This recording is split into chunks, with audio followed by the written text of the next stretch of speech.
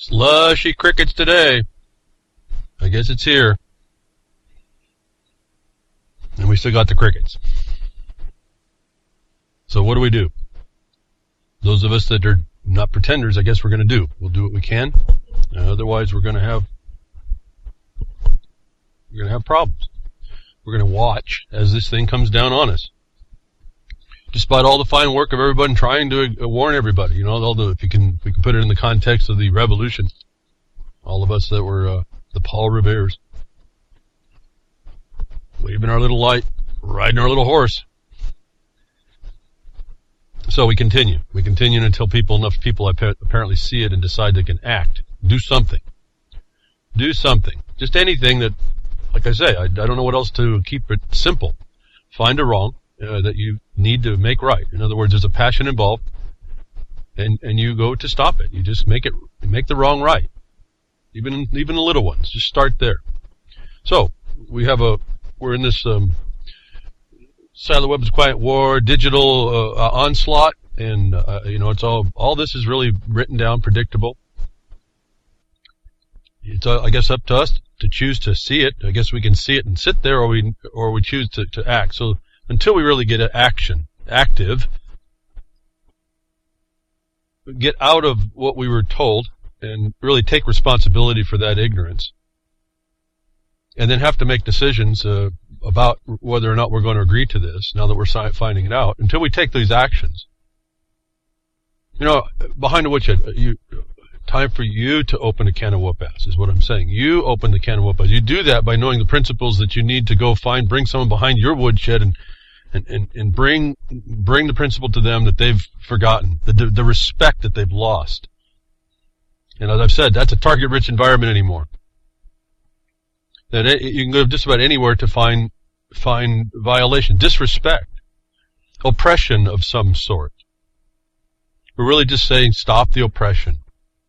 And everyone has their different level. It's not determined by anybody. Everyone has that level, and everybody just maintains a place so that at least they're comfortable enough that they don't have to respond to that. But there's an attack going on for those of us that have looked at it and seen it, and not just said, okay, there it is, and I'm just going to kind of avoid it.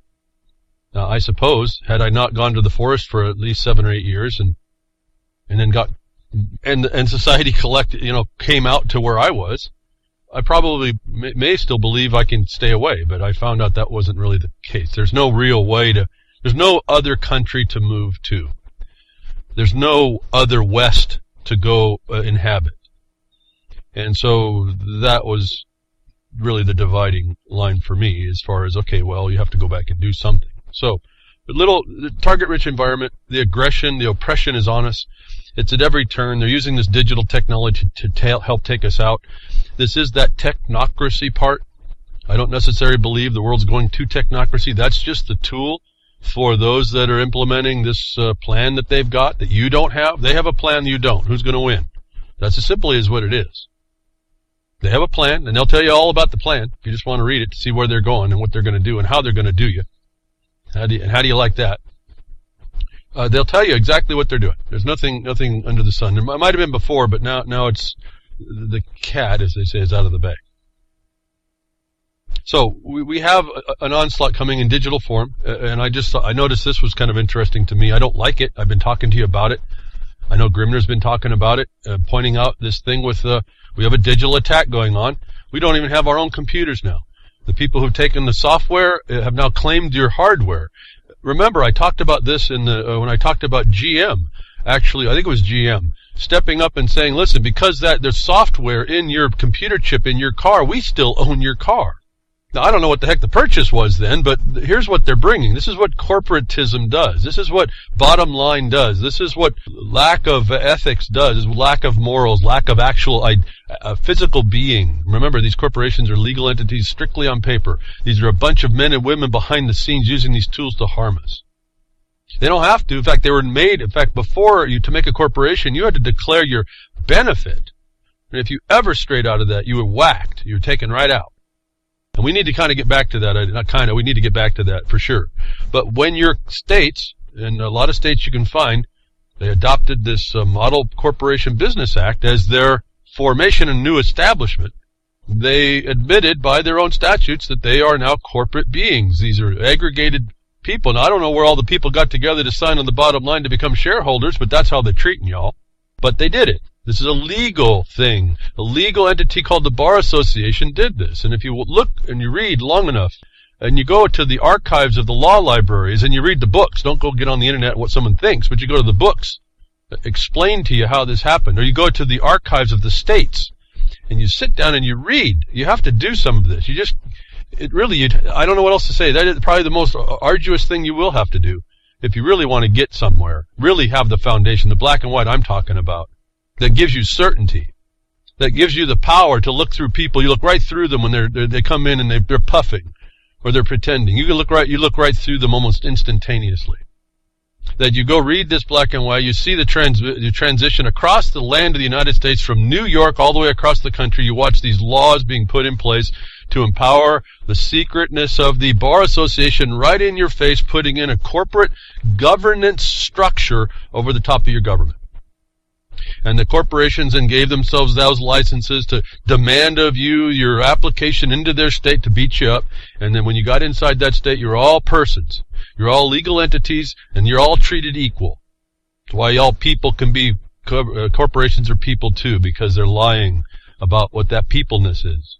And we were supposed to keep a vigilant stand against that, and we haven't. Doesn't mean it's over. It means that every day that goes by, it's going to be tougher. It really is just a little bit tougher. And yet I see how simply it can be destroyed. The law that we aren't enjoying directly, we have to assert now, can be brought. That's the objective basis. It doesn't mean more than that. It's this thing that's written that cannot be denied. And guess who it was authored by? But the people that that occupy you. It cannot be denied by that author. This is how you work the elements of authority backwards to destroy or expose, I would say, the lack of authority. And they brought on this corporate legalism structure. And they brought in the corporations were powerful, and those corporations went to the bottom line. That was what it was all about. Forget the public, the public as in the people's purposes. And these corporations have risen up, and they're like Apple, the most wealthy in legal fiction, monetization. They're the most wealthy entity right now as far as companies, if I understand that correctly. If we get rid of the biggest corporations called government, whose GDP is the fact that they just print more money. Think about that. But here we have as I say, you open the can of whoop-ass. This is you doing something. As I heard Ron before, and thank you, Ron, for the shout-out, and being on UCY right between Hook and Ron, this is an interesting little package of time we get to go through the week, being kind of together. I can hear parts of Ron's broadcast earlier when I get on, parts I don't hear, but we have a consistent voice to be bringing for people. That it says you just learn this, and then, as he said, you get angry. Well, I say let's take your anger into action. See, I don't know if I'm really even moving by anger at all anymore. I'm so into now we are in a war. I don't have time to be angry. It's like a circa in WT World Truth, very insightful. That she brings an idea, and I can't remember what the passage was talking about. I think it was something, people that don't weep, and maybe they're a problem. And I had to look at that and say, well, I've realized that we don't have time to weep. We'll weep later after the war is done. And I said, I'm hoping maybe that promise will be enough that extricates ourselves out of those that don't weep are a problem. I think we're going to delay the weeping until we've solved the attack, because that's where I've put myself. I went beyond, I think, anger. I went into what is really the reality, at least the best we can identify it. And it just came down to the fact that we're being attacked from all sectors. We as men and women, as people, first of all, and then in our society, and then in anything we might be able to do for ourselves, that was the more proper thing to do, has been completely destroyed in favor of this other reality, this other thing, this other fiction that it's not a fiction in the fact that it works against us. We believe in it. See, I think more appropriately for what I think, it's not just the belief in authority that's the root of all evil. I think it's the failure to recognize your authority. There is authority. I've always said this a long time ago. Do not deny any authority, even the one that looks fictional to you. Go ahead and give it its space, but give it no more than what it deserves. And what we forget is our own authority. And we forget the jurisdiction it resides in. And I'm talking about the legal residence. I'm talking about where you sit in your nature. And so we have a lot we haven't been told. But anyway, getting back to the things we get to do.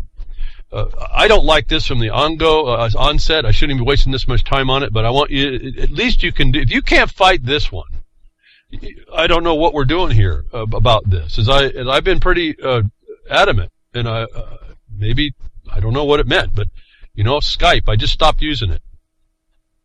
Now, I don't communicate with a lot of people anymore. Everyone wanted to stay on Skype. I predicted what was going on with Skype and Microsoft a long, long time ago. It's come to fruition. This Microsoft company is no good. I don't know about the people in it or not. I'm sure that they think they're doing well. They certainly have brought the world into a place where they're using their computer system, but now they're trying to take control of your hardware, your life. And this is one thing you can step up to do for yourself. This is where you can lay down. If there's nothing else, if you can't see how this is wrong, then I don't know about your principle, where your principal bars are. Where do you put your principles when you have a company that you're using their product that comes and takes your property, your hardware. Their software is coming to claim your property. A company like GM says they still own the car because you don't have a right when you purchased it to go change the software because that's theirs still.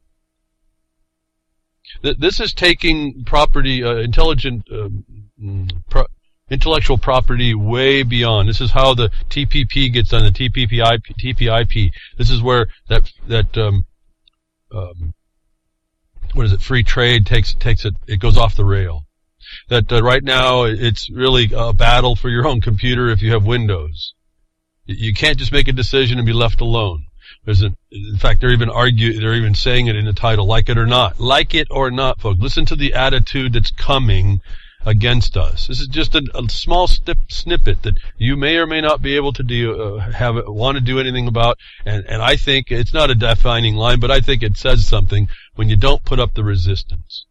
Now, I haven't liked to have to take on the extra demand to learn a different operating system, but the writing's on the wall here.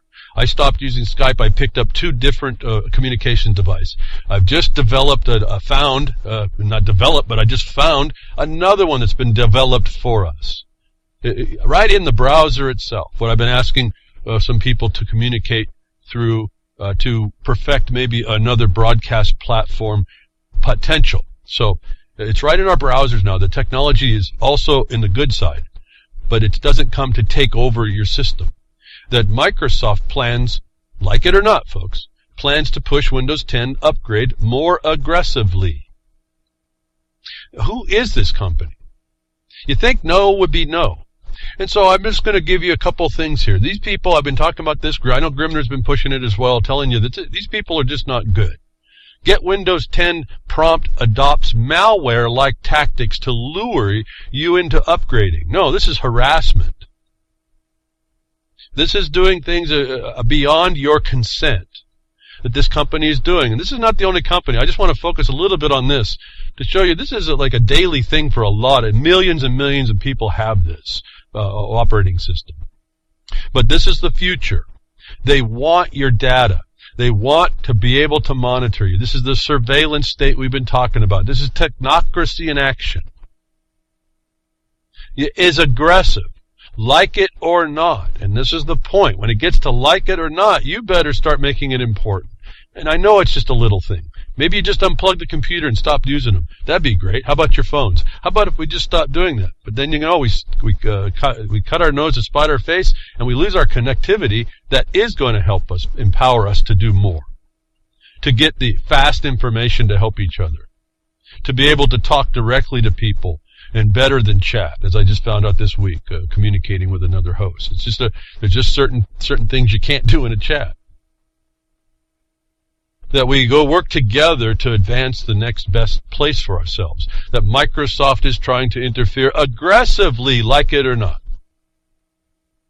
Microsoft fools users into believing that they aren't being spied on by renaming a data tracking device.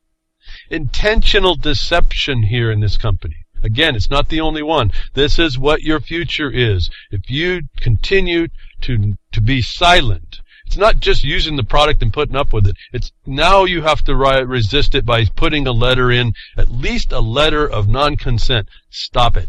You don't own my hardware, and I don't need you to continue to put it in here. And I don't care what your legal agreement said. It wasn't right. Now, I would say maybe even go, for those of you that don't even want to hear this, I would even maybe look at this, and I haven't quite yet. I've been more turning my mind, but I know I'm not going to do anything with it for myself. We have other important issues that I'm focused on to do. That I would almost set it up that if I would send them a bill, I'd say, if next time I have to deal with a Windows 10 problem on my computer, I'm going to bill you $300 an hour to deal with it. $300 broken down by the minute, just like the attorneys do. And then I'm going to sue you in small claims court. Locally. Because that's where you do business with me, is in my house. So it's local you do business with me. Because that seems to be in this country anymore. Monetary damage and doing business with somebody is the standard. And no one noticed that. That's commerce, folks. You don't have a remedy outside of commerce, apparently. So that's what you do. You turn it into a commerce condition. That you're interfering with my life in a commerce way. You put a monetary value on it, and you give them the notice that you'll sue them, and then you sue the guy that's the president. You don't sue the corporation, because they'll bring it out and they'll put it into a different court. You sue the guy who's doing it privately. Are you going to win? Well, I don't know. Go to a small claims court and try it. They got the form. You just fill out the blank. I've been saying this for years and years and years.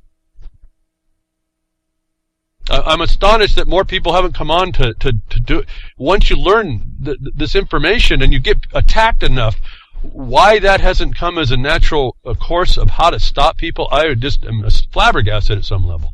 Small claims court forms, and there's some bad ones, but there's a couple of good ones I found on the internet. You can see what you really should do. They're really simple. You make a private lawsuit against the guy who's running the company, who's signing the checks for coming against your hardware. Do you know what would happen to that company, that guy that you sue? If everybody that didn't want to do Windows 10 did that? You set a monetary value for what your time is worth dealing with his harassment, his trespass. Are you going to win? Well, I don't know, but you know what? You get to file the case. You want to put a donation somewhere? How about you donate into your own fees for your court case at small claims court? I've been telling the miners for years and years and years, start out with a court case in small claims. That's your common law court. Not the common law of the bar, which is their decision, the common law of the man and his shown and evidenced harms, or the woman, and they're shown and evidenced harms by a harm to that property, or the right to not have to engage their property. So you file it. What's the price? $50 to $100? I don't even know. I go on waivers, so it doesn't matter. I got nothing behind the woodshed. I just go ahead and go on waivers. Justice is supposed to be free, isn't it? Do you understand, like I keep telling everybody about going into court and fighting every traffic ticket? Do you know how much that gums up the works and then hassles the people, re-engages the people that thought they had a carte blanche ticket to go cha-ching on you? Get in your face, taking your stuff? Stealing your time, moving in your computer, possibly destroying it, having to spend more time to deal with it. Focusing your life on the digital life that you really should be a tool and not a burden. So, I guess I'm just taking this, and I take way a lot more time. I just wanted to go through it. I always tell myself a lot of things I don't do during the broadcast when I get on here, but these things that I bring are the opportunities before us to stem the tide of the oppression. Get us into the game, if I can say it that way. As Ron says, game on. Well, it is. It's not a game, though. This is your life. This is your existence, and this is the future existence. We have it to do, and they give us all the tools if we would just accept it. Now, in the interim, and I was going to talk about this last week, actually, but I didn't like there's a little thing here that I wasn't too sure, but I'm going to go ahead and do it, and I got this from Grimner on the Freakers Ball. Again, you can listen into them Friday night, a Moose Girl, and happy B-Day to you.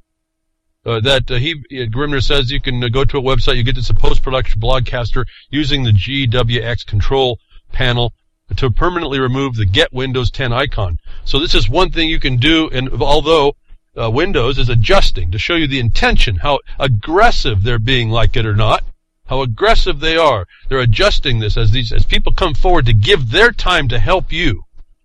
So you can download products to help fend off these people. I would even take and say the fact that the time I took to have to do this was the time I would put value on if I was to go do a small claims lawsuit. You imagine the look on their face when they got that service of process?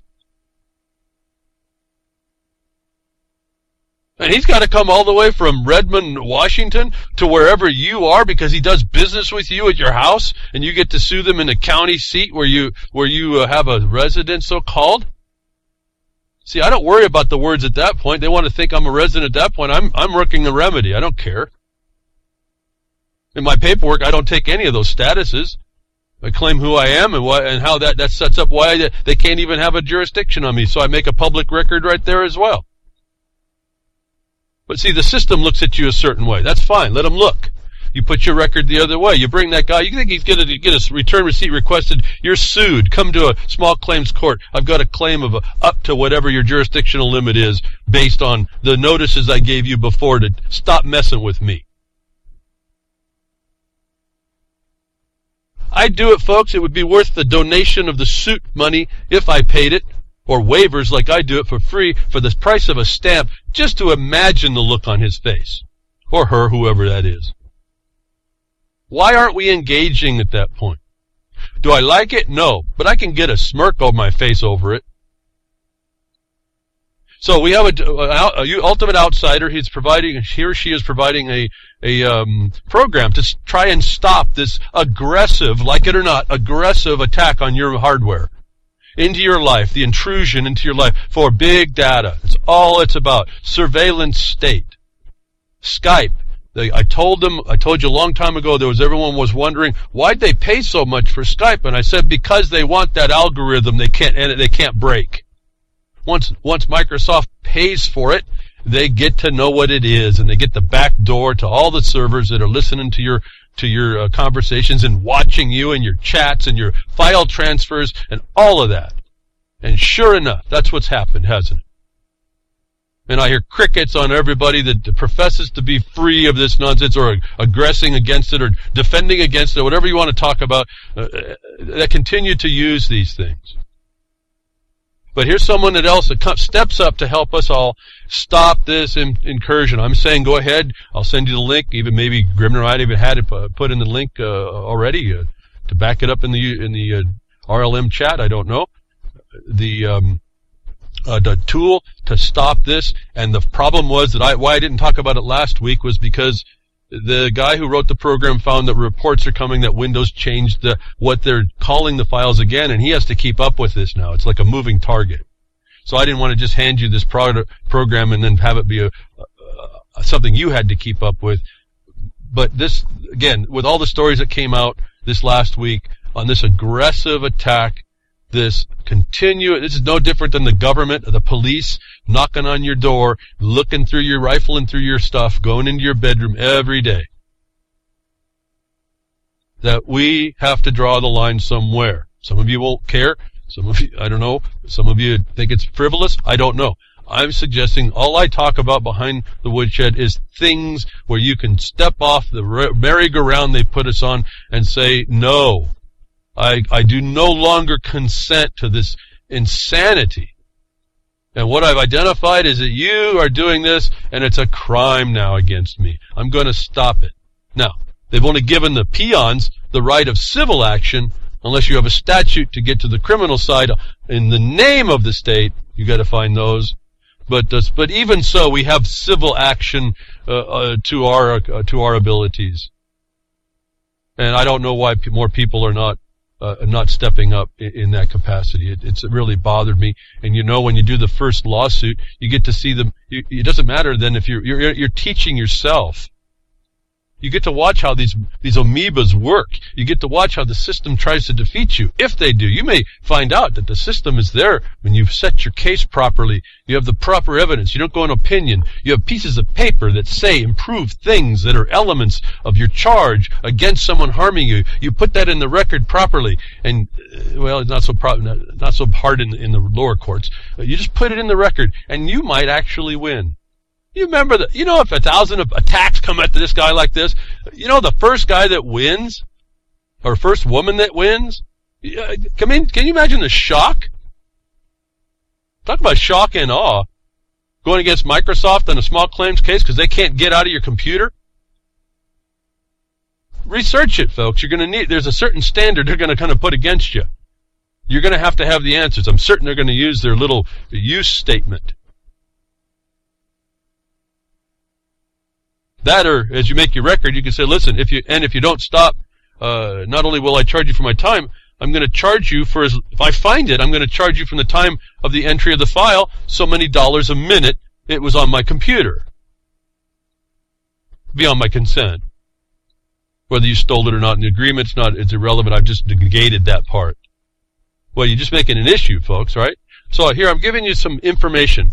It's kind of frivolous at one level. But if it's simple and it gets you in the game, it gets you active where we need to be active, I don't care how small the fight can be. I don't care how small and frivolous it sounds. This is just one of those things. It's just another weight, a millstone, another part of the millstone that they're putting on our neck that's critical to what we're going to do in the future and our ability to respond. And if we can use these as excuses to engage, to get the lessons we need in order to maybe engage. If we lose this time, we engage them next time, we might win. We certainly make it tougher on them. That's just at least what I've learned over quite a few decades, folks, is that you think, well, I did win my first case. I guess that's what got me into it. I did win, but I had some help from people when I walked into the law library, and they said, hey, you can fight this. Don't take this laying down. This is where it's all wrong. And to their credit, I come in on their work. But I took it on my own. Again, I made it my own. And I found out that maybe I won't win every case, but I make a point. And a lot of times it's enough point that they just stop messing with you. And I said, maybe that's just good enough. I don't like having to do that, but we don't have to shoot each other either. And boy, they just learn to stop messing with you. And I've learned I can win lawsuits even when I'm obstructed from justice, folks. I've told you all about this. Don't think that there's justice out there. When you have the right point and they don't want your point to be made, you will be obstructed from the courts. I've had it happen quite a few times. People say that's a defeat, but they're ignorant. They don't understand. See, because in the fact of the obstruction, something else happens, which was the object of my lawsuit. And just to reference the fact that I sued privately a Forest Service district ranger because he closed a road he had no authority to close. They obstructed my access to court to sue him and his wife, and I did not get that lawsuit. I went all the way to the state Supreme Court. They denied me there, but in the process of doing that gate got open, and up until just here this winter, it hadn't been locked again. Now, and I think that was an honest, maybe mistake. Enough time has passed that I think that guy's kind of gone, and maybe someone was closing our little road because they think it's dangerous, and it may be out of good nature they've closed it, but we've got it open again, so it's not a problem. My point is I did a lawsuit obstructed from justice. I still got the gate open. Is it a win? Well, not from the standpoint of having to deal with it, but we're not guaranteed not to be trespassed against. The courts do not give you the right to go collect. They don't give you a collection of your damages. They give you a paper that says you have the right to go collect if you haven't really noticed how ineffectual our legal and law system really is. That was my first introduction in law when I was a little kid. Not quite a little kid, moving through adolescence. Walked into a lawyer's office. looking for extra work, because that's all we did. We would work looking for a job. We always looked for something to go do, something to make $1 to go do something. Put in the bank, That's how we learned. That's how we came up in the world. Looking for work, to do something to make ourselves a little better, to get the next better thing going, get what we wanted, work for what we needed. Walk into an attorney's office, and I can't remember now what got me to go in there. He started laughing. He started talking to what I wanted to do. He goes, "You want to make some money? You can have all the money you can collect from that bottom drawer." And it was one of these big legal filing cabinets, and I was just shocked at how big this filing cabinet was. This is like you could put a queen-size bed in the bottom drawer. No, it wasn't quite that big, but it was monstrous. It took a lot of effort pulling on it. And I pulled that thing open, and it was full of paper. Up to the brim, sticking out. Once I got it out there, it was hard to get it all back in, actually. He started laughing. He goes, "You can have all the money you can collect out of that bottom drawer." And I said, "What is it?" He goes, "Those are all the judgments I've won." And he goes, "Let me tell you something about this system. It only gives you the right to get that paper to go after somebody legally. And that's what the stuff that's in their accounts. If you can't find their accounts, that paperwork is valueless. But you can have every dime." Yeah, he said half of it was like I was being a collection agent. I didn't even walk in there for that. You can have half of everything you collect out of that drawer. And folks, this drawer was full of paper, full of judgments that could not be collected. That's your justice system. That should have been a clue to me. So, this is not about actual justice. It's about being able to use a system that keeps us from using lead to stop somebody. That's our new civil society. See, the government possesses now the Civil War, and now forces all the occupants to go through a more civilized way to work out their differences. So, here we have a corporation coming right after us, aggressively. I'm asking you to consider that this is a possibility for you to step in. You can get all kinds of people to do this, and use your small claims courts that are local to you, just to get in the practice of doing it. Somebody's made a tool for you to throw out to help keep this off of you. Although it's going to be a moving target. You'll get all these links on the Blogcaster. My focus here is not on telling you about Windows, Microsoft, or any of that. My focus here is to tell you we are being transgressed against, and we are going to be transgressed against us aggressively until we stand up and stop it. And each one has to find that wrong that just tweaks us enough to get passionate about stopping it. And you make the decision to stop it. It doesn't matter whether you're successful. It's that you've now decided to do that thing. Along the way, you should find some people that will help you. You can kind of go along together. If you actually work it really well, you each take different aspects of an issue and you still attack them. It's like the lawful way to gang up on somebody. Well, it's not even anybody. It's a somebody, isn't it? It's not anyone. It's somebody, right? A legal body that you're after. Someone who don't want you harmed. There's someone behind the legal body attacking and transgressing you. If you understand these someone behind the legal body being different entities, if you will, if I can say it that way, even though one may be a man or a woman and one's literally a body, a fictional body, when you start to lay your condition out with these understandings, you'll start to understand more of what I'm saying on how we address these things. And where we haven't been explained about this, it starts to bring a lot more clarity on why I say certain things the way I do. We're not, we're defective in our education. We're defective in our purpose. We are been trained not to notice an aggressor, and we've been trained not to respond to that aggressor. Or we've been trained to raise the bar on what aggression we will respond to so high that so much floods in underneath that barrier, that bar we've placed, that the non-response is useless to us.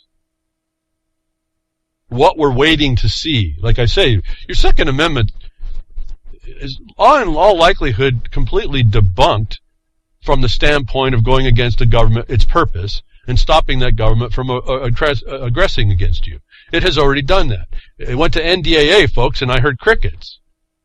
I'm back to that. Yeah, I'm back to that. We went to crickets. We didn't go to guns. And if we had, think about the reality. And then we're all divided on top of that. Can't even hold a conversation. It's really, really a sad thing. This is our mental, we have deficiencies here. And we have to overcome that as well. At any rate, so Microsoft is being aggressive. How do you like it?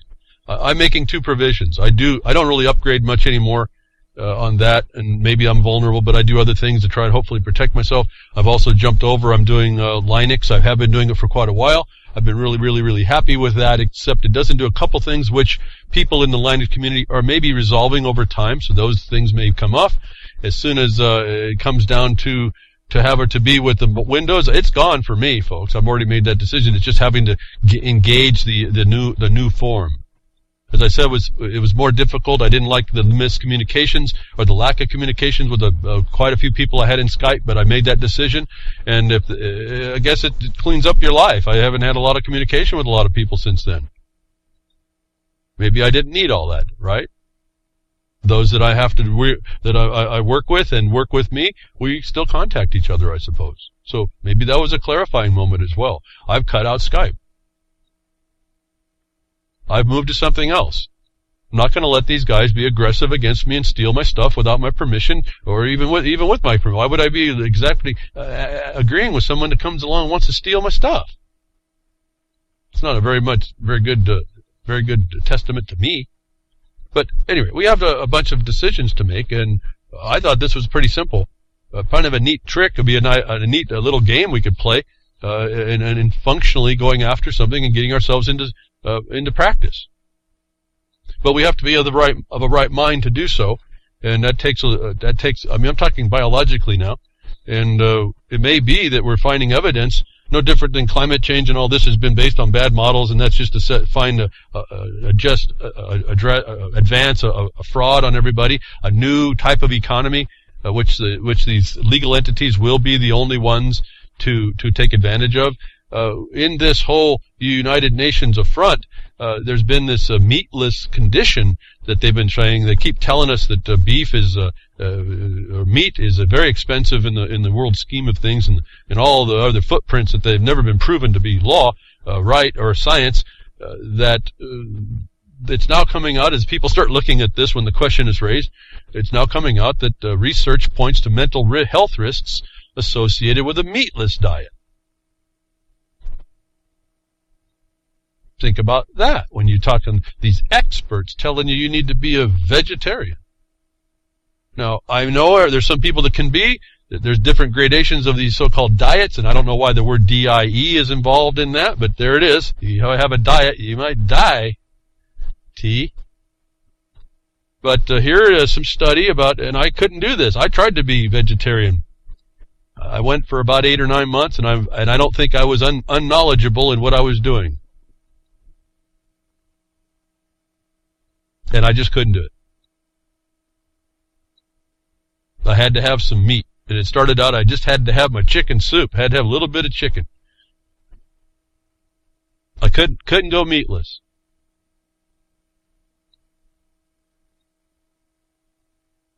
And yet, here we have it. Going meatless may give us a mental health problem. Mental health risks for me. Now, do you think maybe the UN people know about that? You think maybe that's why they advance these things? I guess that's really all I wanted to really maybe say about that. I go on reading these articles. To me, it's just evidence of the crime against us, evidence of either the crime that someone's committing against us, or how to identify the crime against us, or how, in other words, to see through the crime that's coming against us. Because otherwise, if there's no breach in the contract, we're not interested, right? Contracts are only available when there's a breach, right? You don't consider anything as a contract typically. You understand that you have to follow something, but typically you're not going to worry about the contract itself until there's a breach to it, or a belief in a breach to it, whether that's contrived or whether that's actual.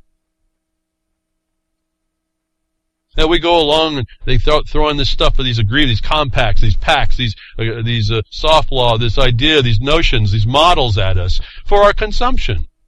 And they're all meatless, and so they make us go nuts. Because we don't get to the beef. Where's the beef, folks?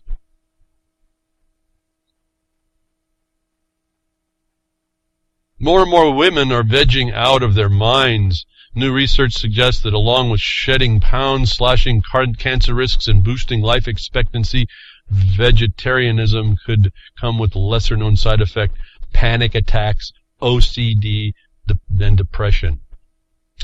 Let me just stop there. Again, the Blogcaster has these stories in it. There's so much information to expose to us. And I say we use this as evidence that you find the report. If someone comes against you with this so-called UN agenda for a more respectful Earth, I find this interesting about this climate pact that they found. All of a sudden now mankind is involved. We'll get to that in a second. They were talking about humans before, and they were talking about protecting Gaia or Earth, weren't they? So we get sucked into all this and don't realize that though we know this, those behind the Woodshed and else places that are of this mind, realize these things that are imposed are not good for our well-being, our welfare, actually, the real welfare, not the one they hand you as a benefit. They're not, as I say, they're not conducive to our way of life. Life, folks, not the undead, the legal entity. The corporations are undead, correct? Remember I told you, when you look at the statutes, and this is back a few years, I could not find any reference even to a living human, the living animal. The only time the statutes reference, these corporate statutes reference the human, was when it was dead. You start thinking you read enough of this stuff and it starts to make sense after a while, and it's hard to explain to people. That they want to advance to us the things that are harmful, and we have to look at the realities and go against it.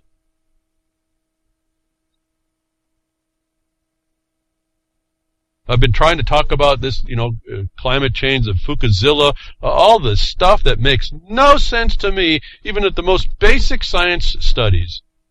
And yet, it seems to flourish everywhere. And then, when it's not flourishing, it just seems to be a cursory statement of rejection, not an in-depth understanding of the failure. And that's another subtlety, another problem, because when you deal with people that are understanding what that failure is and still trying to be the criminal against you, they will outmaneuver your position pretty quickly. So, go find the study, folks, your meatless diets. And you have to look at, it's not just the meat, it's what comes with that meat. That really just does not get complemented by even a complete vegetarian diet. And I tried. I did my darndest. I went about 9 months, and I could just tell you I was going down the tubes. I just couldn't figure out the right combination. Looking at everything I was doing, just wouldn't work. I couldn't eat healthy enough, folks. So I found out for me, I needed some meat. Not a lot, but it's some. It has to be there. I found, as importantly, it's actually in the oils. The oils are critical.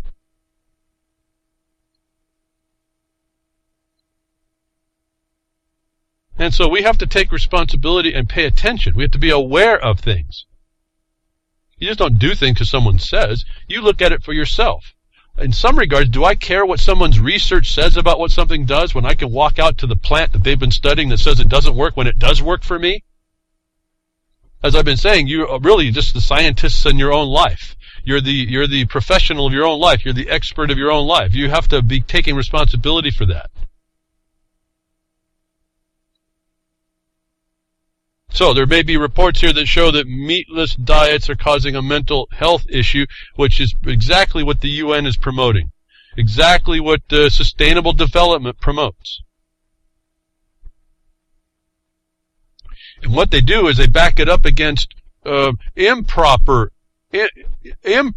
use of the land. Like a rancher will do completely different than somebody who's doing it as a warehouse. The production of meat. Whether or not that's a full causative thing, I don't know. What I'm saying is that it really depends on what you're looking and focusing on. As I was telling you, and it just came out in the Corbett report before me on Sunday, which you won't hear, I don't think, on Thursday. I think Ron's right before me on Thursday. You heard that the models are no good. The scientist is saying that if we focus on carbon, we may be focusing on on something that is the causation that we're not responding to, that does harm us. What have I been saying, folks? But the same identical things.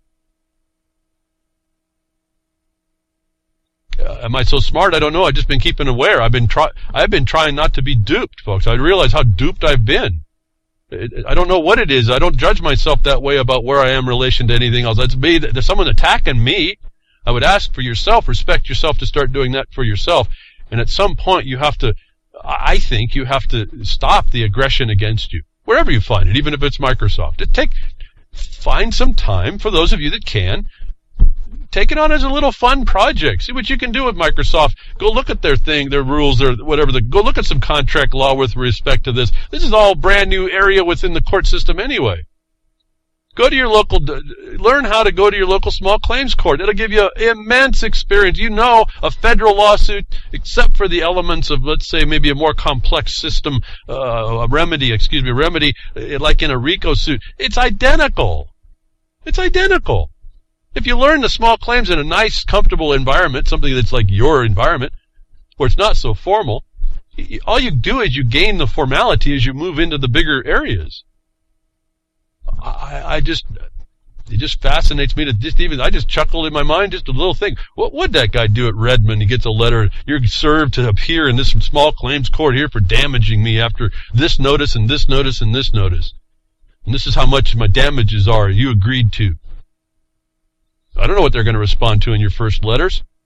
They're going to give you the guide. They're going to give you the roadmap on how you can go after them. I can tell you that if you do it right. And so this is just lessons that you learn for yourself. And that can take you off. And do I want to make you litigious? No. I want you to be able to have one of the tools in your belt to respond to these aggressions. It's kind of like having a gun in the Wild West. That's our that's our civil war society today. It's called the war of the courts. It's literally the war adversarial system is the courts, folks. It's not justice. They tell us they tell us the prison we're in. It's over and over. And so your interaction is important. Your lack of consent is important. The notice of that is important, not your silence in lack of consent. You can have consent derived from your silence. And this is the problem that they've put on us. They've made it and required us to have to respond. And partly they did that on presumptions, and partly they did that on the presumptions of your status, which you have been all silent to. This is why we should get into the normal, the notice, and when you see a wrong, go make a notice so that you object. Get yourself on that record, whether or not you advance it. But doing so, and this shows you another failure of the government itself. It's about you think it's there to protect you. And I've told you the government corporations have changed from being public benefits to the people to benefits to the public, which is the government now. In other words, the bottom line. That we see in these agencies that they will keep your mind polluted unless evidence is sufficient enough to show that it's going to harm you to a degree greater than they can actually justify, which is all I'm saying is Title 50. They give themselves license to harm you as long as they claim to pay you for your harm, like in the vaccine court, or that it doesn't necessarily degrade the quality of the general population. In other words, they'll take a harm to you as sufficient if it advances the whole agenda, the whole people. The whole people's not you. The whole people is your legislator. in assembly at the state court, and the state building. See, the whole people's not you. People don't understand this. The government has long since thrown the people under the bus. But the EPA pushed to withdraw Dow's Agent Orange herbicide registration. You'd think that would have never made it, folks. Why are they pushing? Why did they just stop it? But this is the problem. What happened here was you think the government's here to help us. You think that it's there to look over and protect us. And in fact, it's only to secure us. Secure you. To hold you fast. Secure you. As they extract things from you. So it takes the voice screaming out that that's going to harm me in a way that not even the government corporation looking for the bottom line can do. To stop this stuff. It doesn't stop automatically. This is a really big deal that has to be stopped as well. I'm not sure how to get at it. That the presumption that the government does good has to be thrown on its head. That was created by the Bar Association. That they decide presumably well. That legislatures presumably do constitutional law. This all has to be undone, this lie. This is a continuing fraud. But once in a while some good news breaks through after witnessing Monsanto and Syngenta and Dye Agrosciences getting their way in the land of the free and brave. Freedom, folks, not free. You know that. You're not free from fighting for being as free as you can because there's someone there to take it. Freedom is the range of motion within a constraint or framework of constraint. The land of the free. Sarcasm intended, as they wrote it, so thank you very much for bringing that up, just like I'm just doing for you here. So the word wasn't even brought up parenthetically before. Now people are getting it, folks. So Monsanto and Syngenta and Dye Agrosciences putting out their nonsense. Our nation's put up serious barriers to these companies, while U.S. protective agencies such as EPA rubber stamp corporate chemicals without thorough testing. Earlier, a coalition of environmental activists and farmers groups petitioned and filed a suit against the EPA for registering the Dye's Enlist Duo herbicide. The EPA has essentially agreed to the coalition's information, revealing they have not fully reviewed Enlist's Duo's range of toxic dangers to environments, other species, and, they admit it, humans. So, this was what it took. So I guess if I'm saying and applying what I just said earlier, took a long time to say all that, if you get involved at your local level against a big corporation, suing the people that are actually doing the signatures in that corporation from harming you at a local small claims court, that gives you the experience to learn how to get the evidence that you need to do the very same thing where a supposed protective agency, again, it's protecting the corporations, certainly the bottom line, can be then addressed properly. And now we're getting, I guess, the point about the small claims, moving yourself up in the ranks of learning how to address law in lawsuits in the courts. You're becoming less and less the cricket because you're doing more and more the proper action. And you're able to get behind the woodshed and open that can of whoop-ass. It's not me on you, it's you. All this is about you doing that. And maybe why people don't want to listen. They realize intuitively, I think people know this. It is going to require that you have to step up at some point.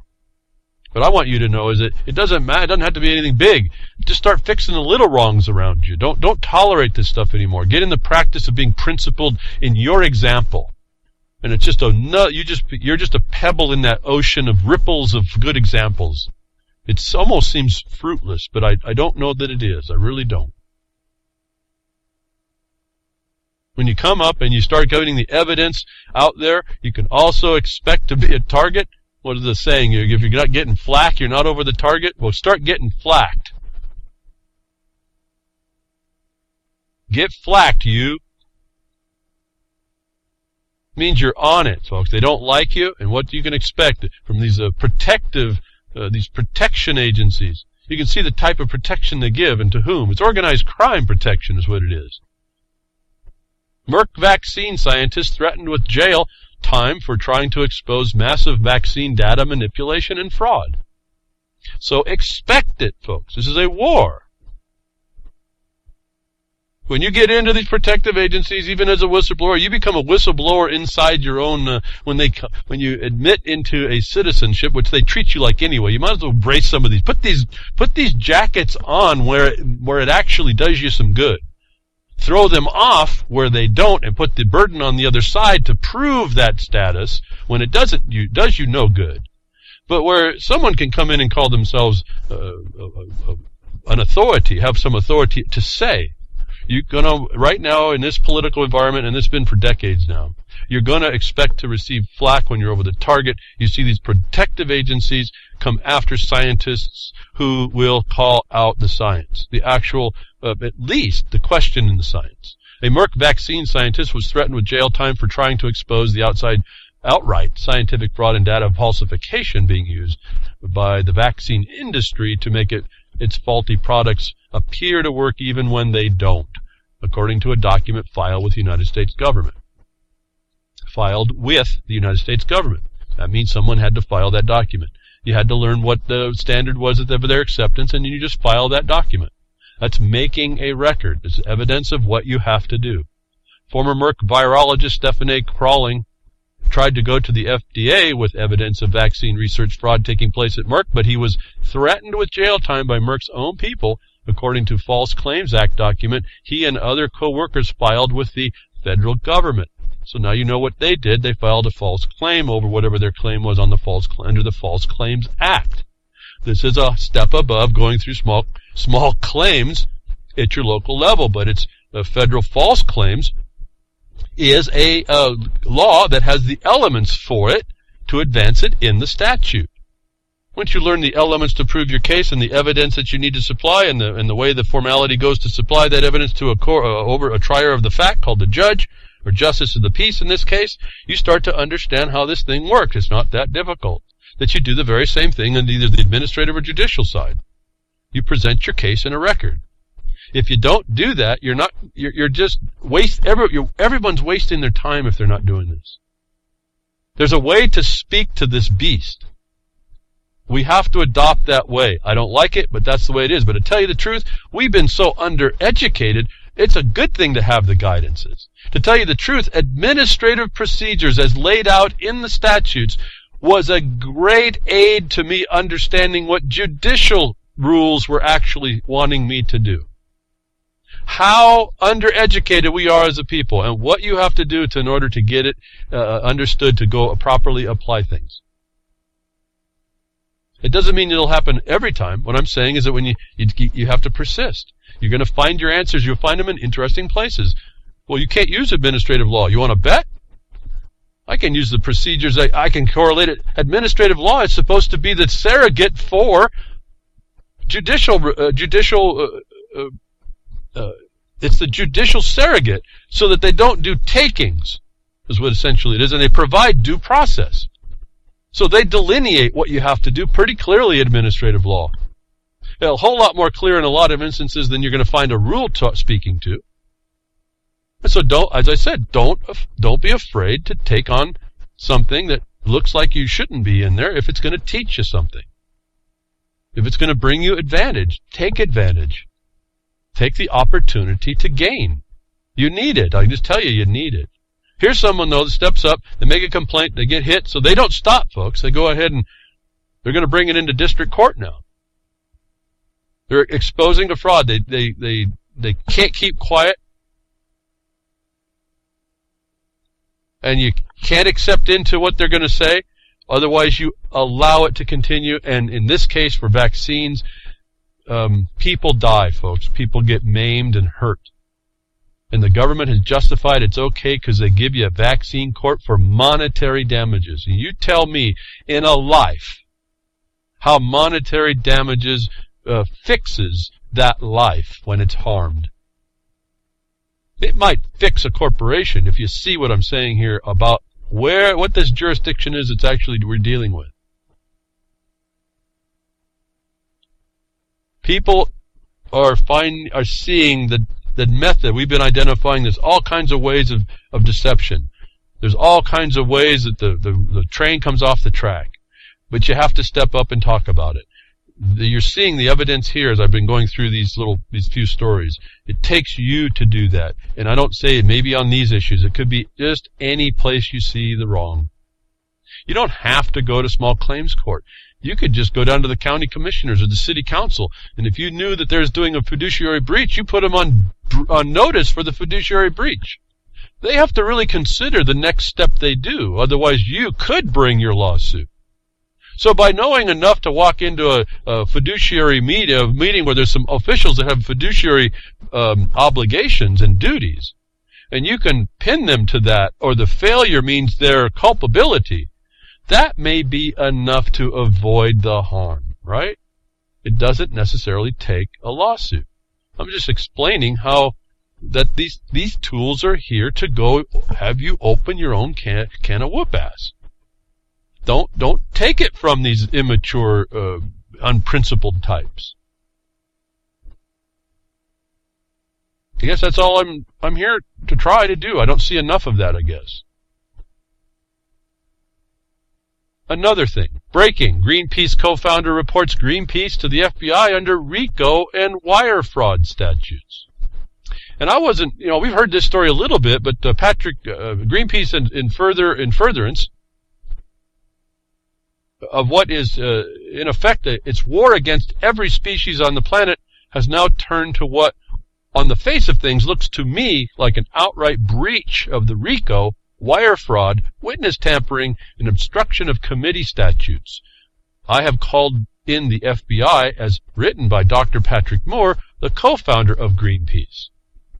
He sees this has gone off the rail.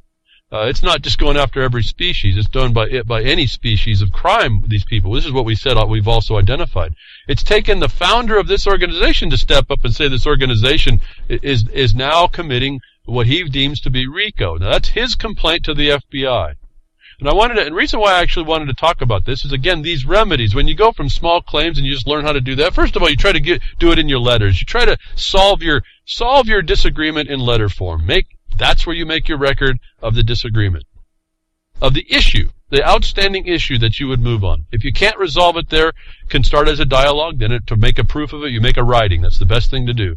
If that doesn't work, you go to your small claims court. Get used to how to do that. Start preparing your mind to know that the step up to state court and in federal court is just a matter of degree as to the application of the rules. You'll have to go read the rules. The main thing you want to know is the rule of evidence, because that's where your case is in the evidence you can properly support, what you bring and what you properly enter. That this discussion here is filing a complaint. It's what I told you before we've done at Jefferson Mining District, where we actually did a show cause that felony and treason had not been committed by an organization. And what happened to us? The FBI attacked us to show you that they're not merely the agency to go to. But that's okay. That's the record in writing we're making, correct? This is not about really thinking there's justice. It's about outing the criminals. And so this Patrick Moore, co-founder of Greenpeace, thinks there's been a breach of RICO. What I wanted to point out to you, as you move up in remedy or move in through remedies, there's elements. In fact, I just thought about it. This came up a little bit in the UCY chat the other night about doing this remedy. And I wanted to make sure the one that had the interest in it understood that when you do these things, when you actually do them, not just talk about them, that they have elements, they have requirements, they have burdens, they have things you have to do. Most of it is directed through the statute, but that's not the only place. That he says right here, RICO and wire fraud, witness tampering. RICO, you have to have another causative act. And RICO allows certain remedy, both civil and criminal. But you have to invoke it by certain causative elements that you have to prove by evidence. He mentions wire fraud. That's one of them. So he mentions right here the basis, at least in term, of the elements for a RICO. Whether or not he's created the entity, the pattern, and all these other elements that are required is yet to be seen, would be seen by the complaint.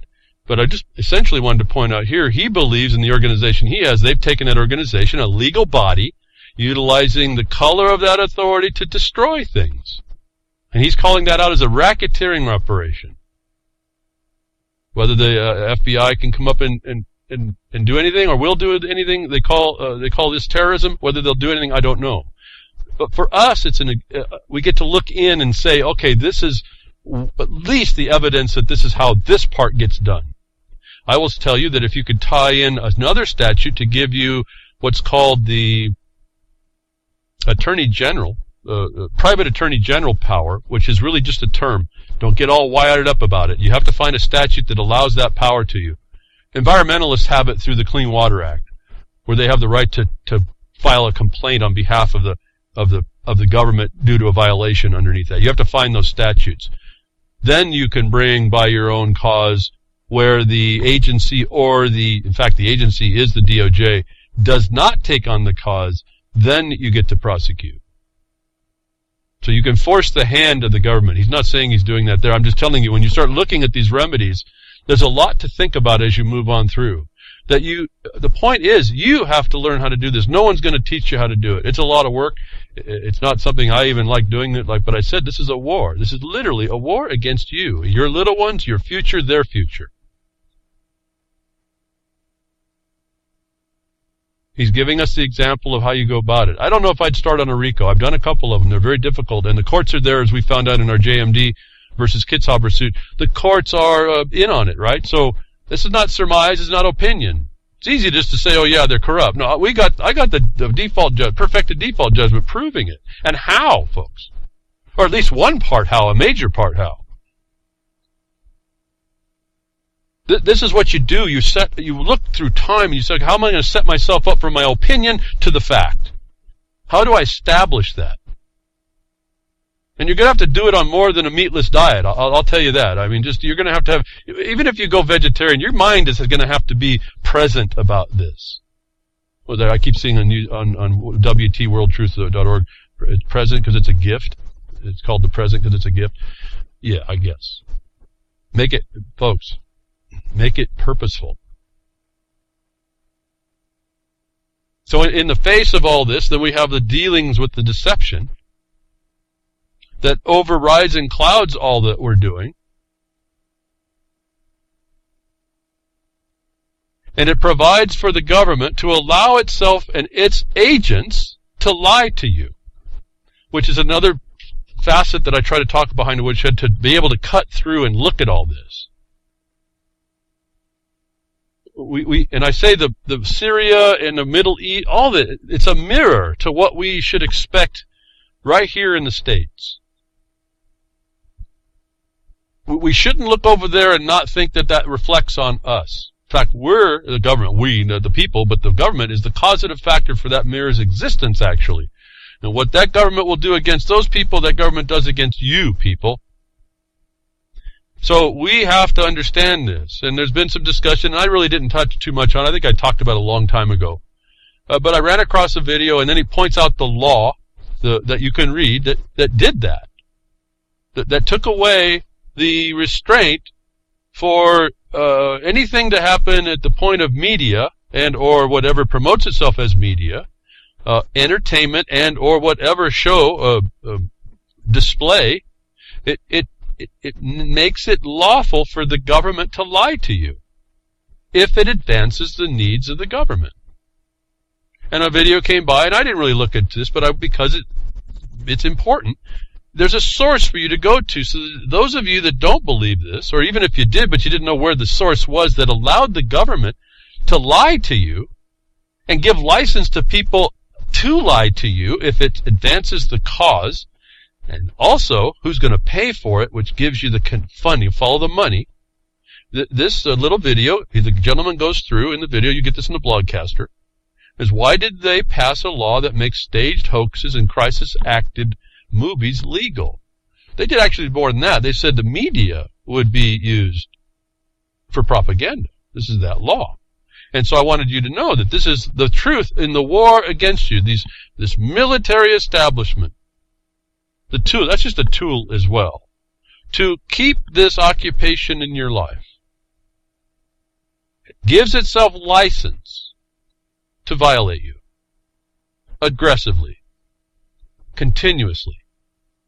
It was very, very interesting insight. You can see it for yourself. Again, it's not. You can take what I'm saying as an opinion. It's been written before. It's been done right underneath our nose. And this was called and I'm going to just read a couple passages just so you can hear it.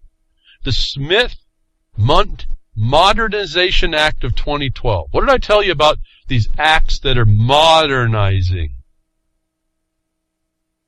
These are the notice to you that this is the new way of doing things. They've modernized. I thought they talk about postmodern. What is this nonsense they talk? What happened to the present? No, they're modernizing because it's a modernizing and they're moderating. They're making it like a foreign thing. They need to drop and change the stuff over time.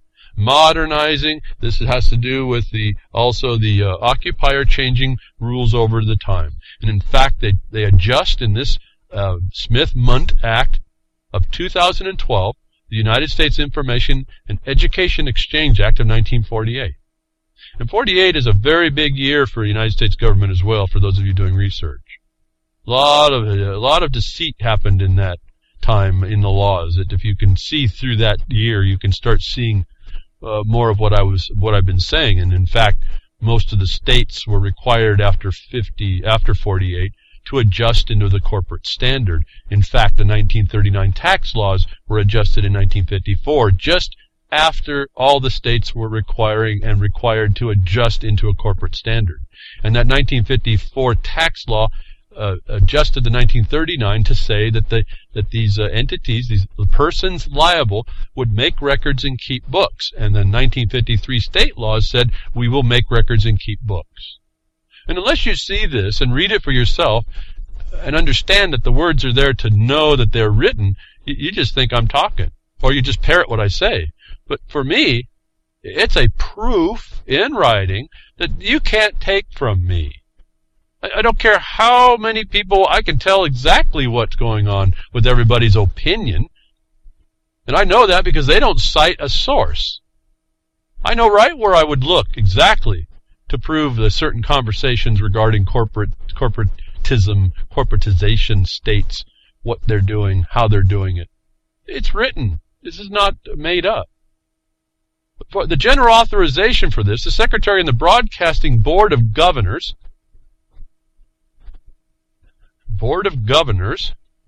governance, folks, do you think? Board of Governors, you know, boards underneath the administrative law are agencies of the government as well. They're agents. They always follow administrative law. There is no law.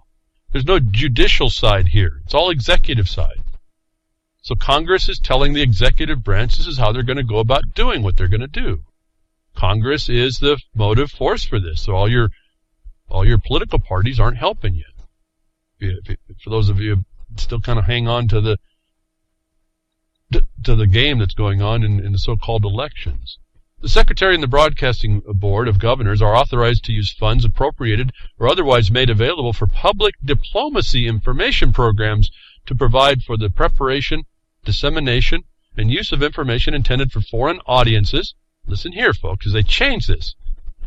It says for foreign audiences, but what they limit here, they take away in a proviso later on. So listen for this. This is how they do it.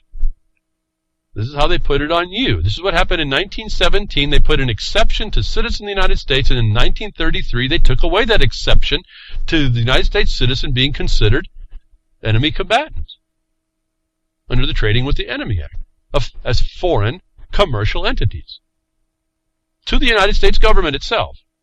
So foreign audiences, if you thought you were in the United States and you're a man or a woman, forget it. You're one of these audiences already to start with. But they even removed that exception. I guess it's the other folding of the dynamic here.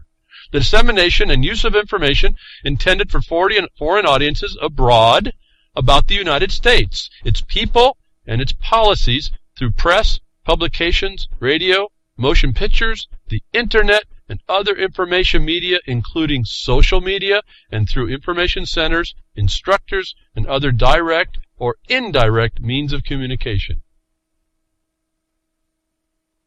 The United States is a corporation. What are its people but more corporations?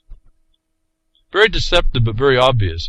Did you understand, or how do you know, that the states in the United States are considered, each state, as a sovereign state, is considered abroad each other. Notwithstanding, there is no water around the imaginary line. They're considered under international law abroad each other.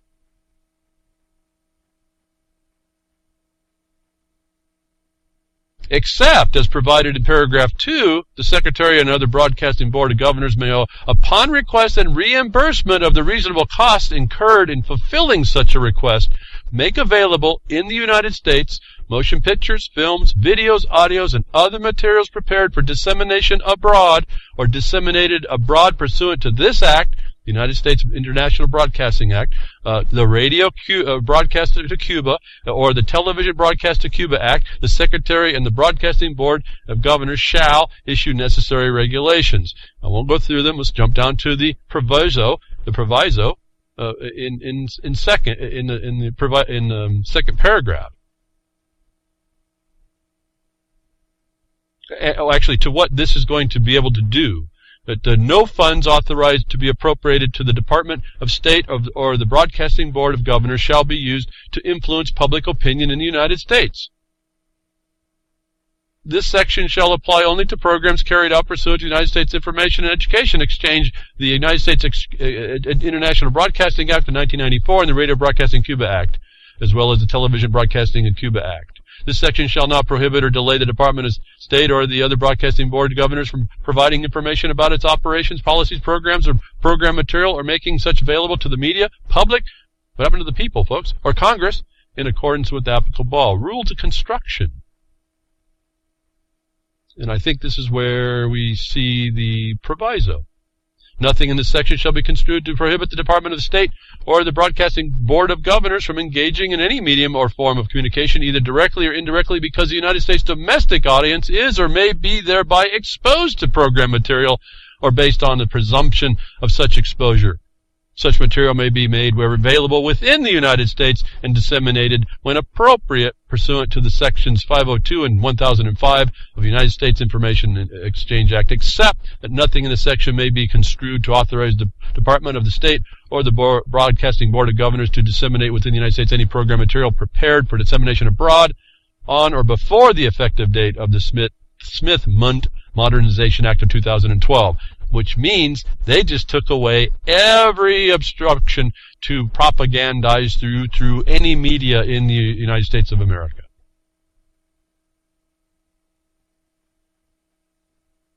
Think about what they've done there. That's the act that allows the government to lie to you. What do you think if any media they put out is made and supported and paid for by the government? In this video, I was talking about crisis actors. Certainly, that's the presentation, isn't it? The creation of a hoax condition is authorized and paid for by the United States if it advances the cause and the needs of the government. I've got links here to Title 22 of this code section. You can read for yourself. You can read it. Just put it all together. The pieces are here for us to be told of what is going on. Now, when you can't trust anything, what do you trust? I'm hoping a lot of you said, well, I'm going to have to trust myself. And even if you had a doubt in that, because maybe you don't know quite so much, or you feel incapable, or you feel diminished or disabled somehow, I hope you still said yourself. And then I hope you use any disabilities you feel as the reason why you have to make extinguish those disabilities. Take the time it takes to extinguish those disabilities and realize it's on us, because we can't rely on anything external to us in government. Government has failed us. They claim that right there. How do you deal with a liar? And when you know that they make lies in order to harm you, how do you continue to walk with that? As I asked you before, to ask you to do, take the ring out of your nose that makes you the accessory to the crime being perpetrated against you by these people. Remember, Congress passed that. That's everybody's agreeable. That's all the political parties. Oh, Trump. Oh, Rubio. Oh, Hitler. These people are all in on it.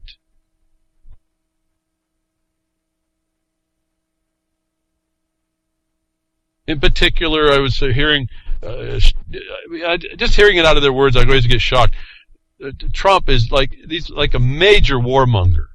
He's a major supporter. Almost, it sounded like I've heard him support Israel more than he's ever stated he would support the United States of America.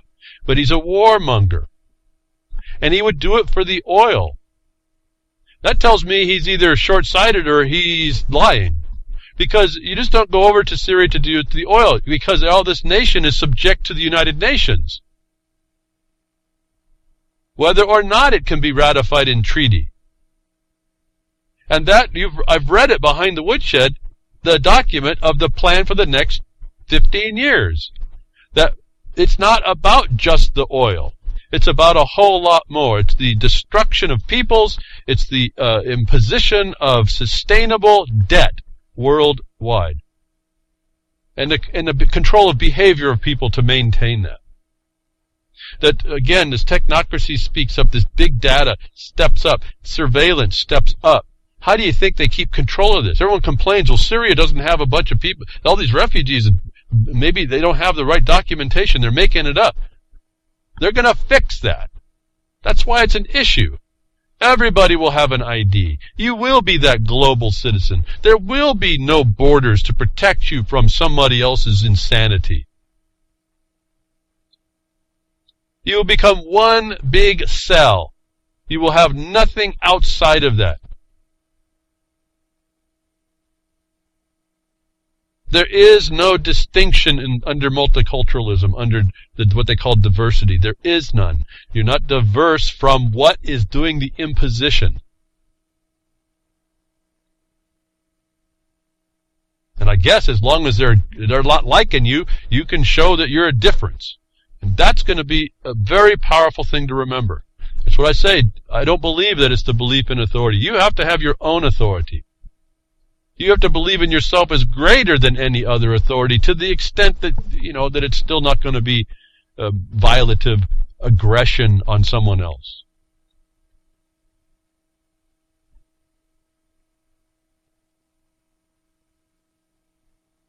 We're going to have to get ourselves in a better mind on this. I don't.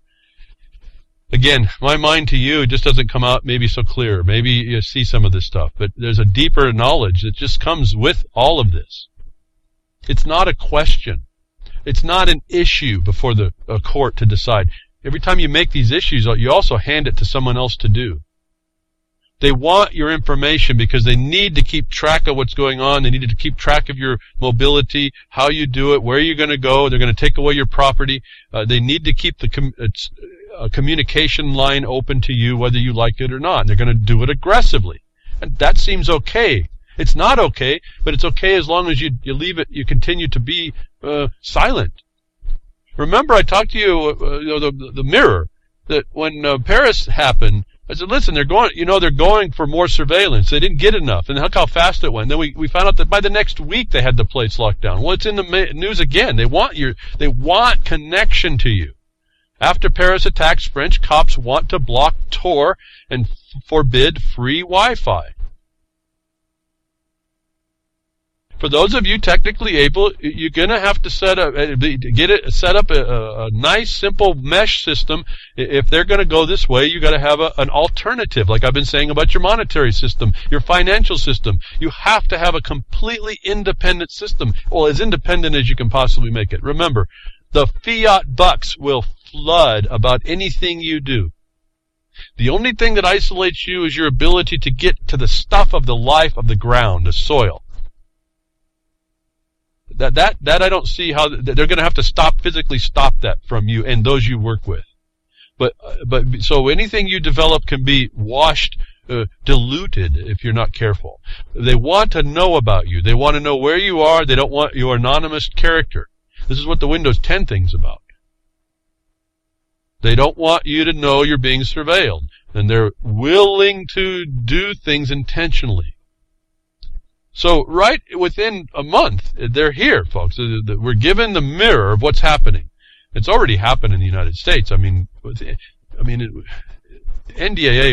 really was the wake up that we flop positions where Britain used to be a 6 months ahead. I told you, it used to be 2 years and then 6 months. I said, folks, it's going to be a time when we're going to be taking the lead. Sure enough, we did. NDAA flopped the whole picture.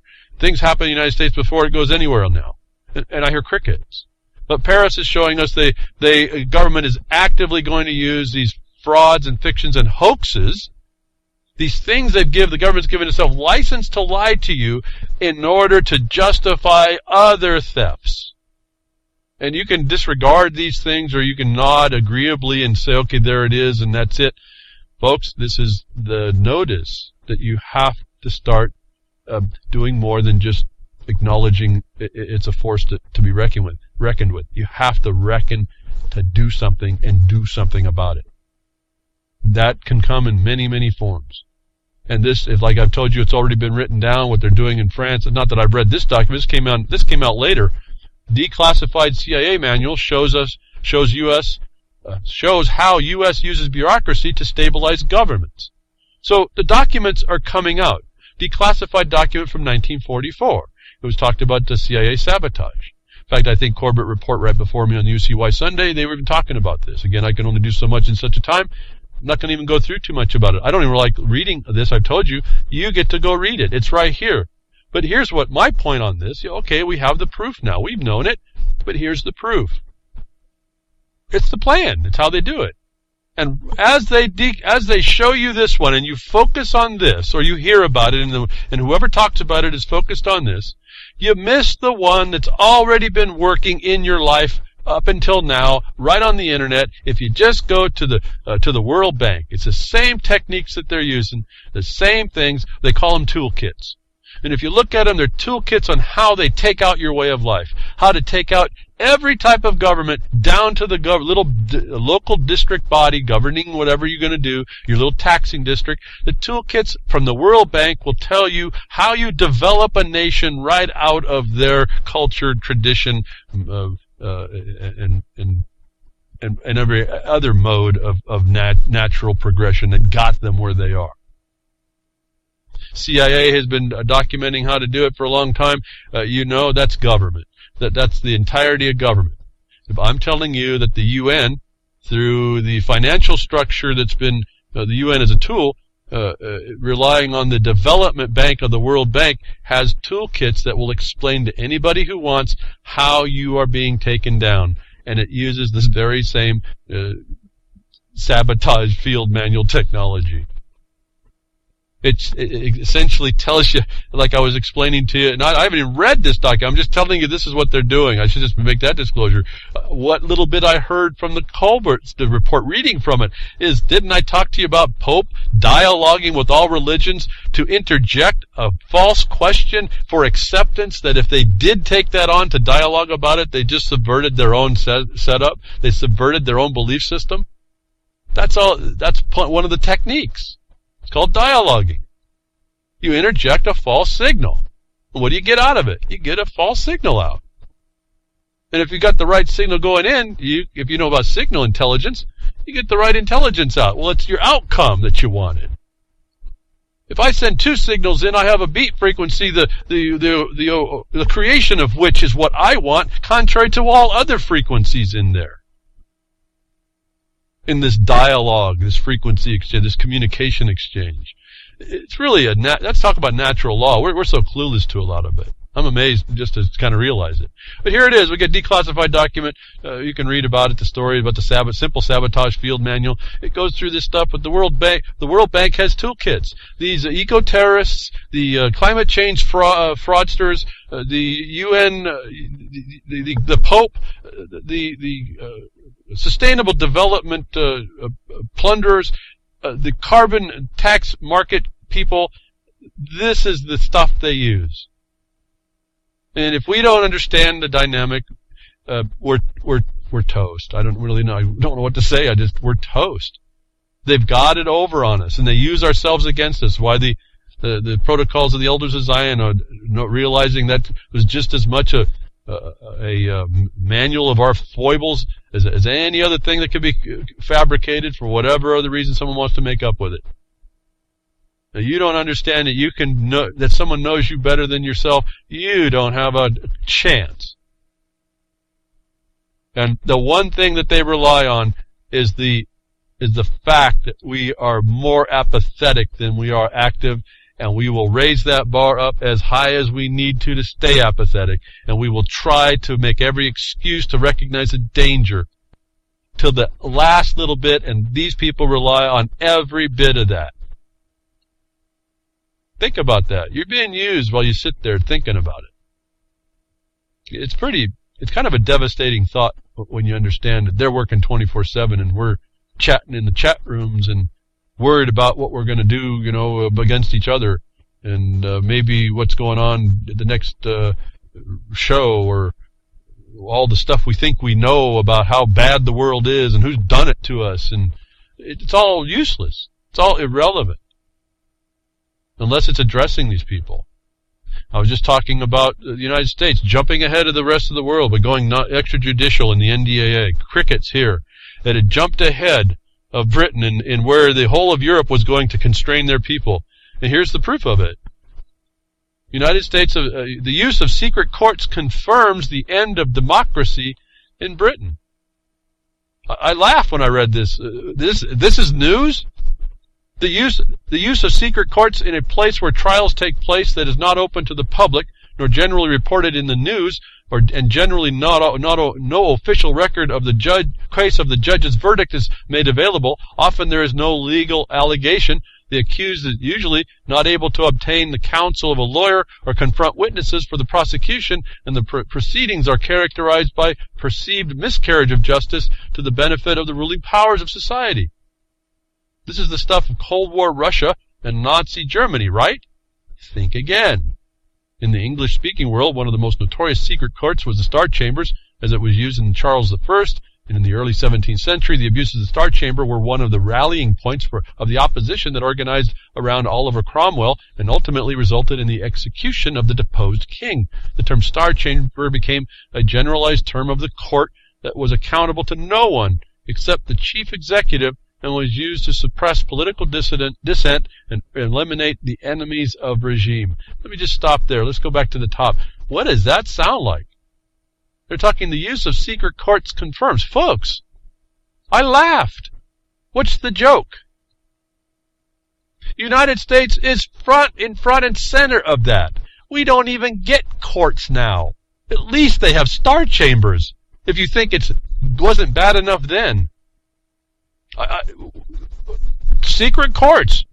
In the United States, it went extrajudicial. There is no need for a court.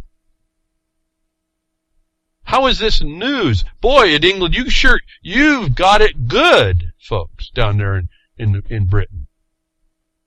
Congratulations. You're now freer than the people of the United States, and they don't know it. Crickets. I laughed. The use of secret courts. You don't get them in the United States if the executive doesn't want you to have it. And I heard crickets. Vigilant? If you can keep it, a republic? Give me a break. That's if it was a good thing. And I've already told you that Article 6 tells you it was a servitude. The whole of the United States of America was started as a debt. Why do you think the future is that same debt now global? And you keep quiet, and they keep bringing it on, and they keep bringing more excuses to take your stuff away from you. They keep you from moving around. Now, I talked to you about you're going to need a passport. They're telling us to go between states, abroad each other. Remember? That's where you have ports of entry, right? They're abroad of each other, these states. You don't realize we're sitting on a big floating mass of independent, individual, fabricated islands called states that are doing commerce amongst each other. That to go anywhere now in the country is going to be locked down. That if you believe that you had a constitutional right to do something, you're going to find out that the state rights powers are going to start to encroach upon that, and you all are saying nothing about it. Connecticut asks for no-fly list to screen gun buyers. Governor Daniel P. Malloy jump into a roiling national debate over gun control, civil liberties, and terrorism Thursday by revealing he has asked the White House for access to the United States no-fly list and other terrorism watch lists to screen firearms purchases in Connecticut. I intend to sign the first in the nation executive order, one that will result in the banning of the sale of guns to those on government watch lists, Malloy said in an earlier afternoon press conference. If you don't get that what he's doing is addressing something that did not originate from due process, that was a conjured up list without proof, that he's going to use now to interfere underneath the excuse of the war of terrorism on you, to effectively have the government take away the very purpose for why that gun exists. If you haven't been keeping track of this dynamic, you're really missing the more important and exciting point. They're taking a list that has no due process to use to take away another right. Now, that's presumed to be lawful, and no one steps up to say, whoa, hold on. No one hits him with a fiduciary duty before the fact. No one challenges this watch list to be a facade and fraud on its face. Now, he's made a request. I guess he's got a little bit of trouble of getting it. But here it is, folks. You're coming to the day. You think you have a right? You think the state's power is all powerful because you want to believe in the state's rights? Well, here it comes. They're making any excuse to take away what you thought was the way of life that you were told. And there's no constraint. Well, the constraint is there. It's just being crickets. Using the watch list to keep people from buying it. Where's that listed in the Second Amendment on top of that? No, the judges have invented that there's certain statuses that you get, like felonies, that makes you so you can't have guns. I don't see that written down either. But this is the occupation that we've allowed and justified to be in our lives. That is continue, the precedent of which allows them to continue the oppression. And aggressively so. How aggressive is it that they do that? They take away your right of defending yourself against the very government making the claim that you are a terrorist, and they do it without other protections of the Constitution they profess to be upholding. Necessity is a real difficult thing to address. You're going to have to come to terms with that to defeat it. And I tell you to allege it's a false necessity what they're doing. In fact, they are the criminal actors. It's no different than we found the method by which they destroy the state, or we sued them. We said, your system is set up. The things that have been done under the color of authority have been set up to destroy the very Republican form of representative government, and the reason why the government's established, in particular to protect production and property, that it was set out to do, that you took an oath not to trespass against. This is what the war of terror has done. It's a stateless, unidentifiable thing. What is it? Someone in grammar, they said this is a verb or a noun or something. I mean, a noun. How does a noun do anything? At any rate, I mean, it's just a person, place, or thing, right? So we have to really stop and think about what these people are willing to do. I would have to tell you that Connecticut is pretty well liberalized to the extreme, and I don't think that's even justification because that word's been adulterated, but it's internationalized. This guy wants to be the first one is sending a message, and I don't know why why we haven't seen the social media that's controlled by the government as well. Maybe that's why it hasn't been ringing off the hook, if you will. Why these things aren't trending. Why 10,000 lawsuits didn't go against him. Misappropriating public funds to stop the very thing that people have the right to do against a government that would go ahead and do that to stop the people from being able to abrogate their government as they saw fit. Are we kind of getting it, folks? Are we seeing it's going to take more than recognizing we have a problem? We're going to have to do something about it.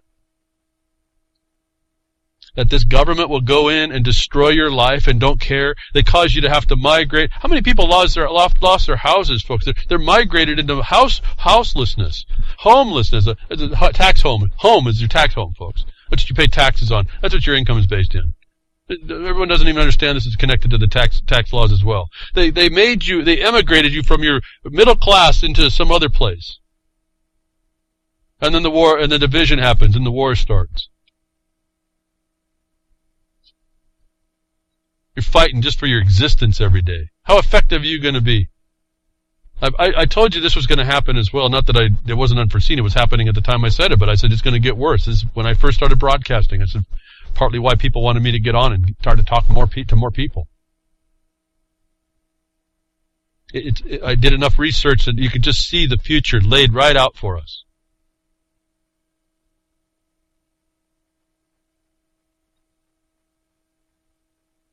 This international thing that's showing us what's in store for everybody, the globe, is really, it's frustrating because it's right there for me to see. I don't know why most people don't see it. I'm talking at the point of really wanting to do something about it. Again, what have I done? Well, we have a judgment, a perfected default judgment showing that sustainable development is a treason. That's in a law. That's in law, folks. That's the record I can rely on. Where does it go? Well, when you're up against an enemy, what do? You have to do what you can, right? I mean, you do what you can. And so what's interesting to me in this, doing this mirror idea and reflection back to Europe, to the Middle East, when we see these conditions coming down, that they're trying to take your ability to defend yourself against your own government. When an intruder came in to those countries, that we heard were the Arab Spring, so-called, they were just agitators from outside, actually inciting the peacefulness of the riots of the discontented protesters, which we would probably see in lots of places. They inflame that to the point of actually threatening the government. That is a terrorism. That's the definition. That the government had to take control is really an interesting distinction between what a government tries to do to protect itself in some benevolent fashion because of an outside trespass that it is proxied, if we can say it that way, versus the invisible one we have here in the United States. It's our government ourselves attacking us directly, and we won't acknowledge it. As we won't acknowledge both, either the proxied war against people or the one that comes in our face directly. What they claimed right in that law, the direct or indirect. All this stuff is right there for us to see. But I want to go back down into Syria and see what the government's trying to do in the face of what Russia was helping. As I told you, the air campaign would stop the stalemate. And given that stalemate was what it was without air support, the ground troops of the Syrian army would be the boots on the ground for Syria to start to clear out. That we're seeing that the government fighting against this insurrection against it from outside, however you want to term it, they view them, the people trying to overthrow their government, as terrorists. And here we would do the same thing, except we don't recognize our own government as the terrorist. A major victory for Damascus as rebels agree to give up the city of Homs was interesting, because in this case, where they're attacking the government's not seeking to disable them by taking away their guns because it's a latent threat to the government. This is an overt threat by an external support. That the government comes in and says, listen, put down your arms, pledge not to fight the government, go back to your jobs, and we will be fine. The government over there understands it was an outside influence that got these people all fired up to go fight themselves. That I found this little report here pretty encouraging. We have to mend ourselves first as well here. The mirror. Advancing another remedy for ourselves. We have to stop the division. We have to de-escalate ourselves to be able to focus on who the real criminal is here. And a deal has been reached for thousands of insurgents to leave the last opposition-held neighborhood in the central city of Homs and for state institutions to return to the area, an opposition monitoring group and a Syrian official said Tuesday. Homs residents were among the first to rise up against Bashar al-Assad in 2011, and the city was once known as the capital of the revolution. This was incited from outside. It's like the anarchists that turn out to be the cops, to get the cops to shoot the protesters, to create the incident that creates the government to come down and put their boot on someone's neck. In this case, the government's coming back and said, listen, that wasn't us, actually. Come back and start becoming productive and bring our society back. Let us get government aid back in the town. And these people somehow are doing that. They're negotiating their way back to a peaceful place. I guess that's what I want to say there. Why? Because this is where government, regardless of what we've been told, they know a civil war will destroy the entirety of those people. And if you want to talk about what the immigration problem, you know Syria is not inside the World Bank construct. They realize the migration problem and what it does to the nation. That's as much a war against them as the bombing that's going on or the fighting. They are attempting, and they realize they have to stop the migration. As we've said, that 7-year-old boy said, I just want to go back home.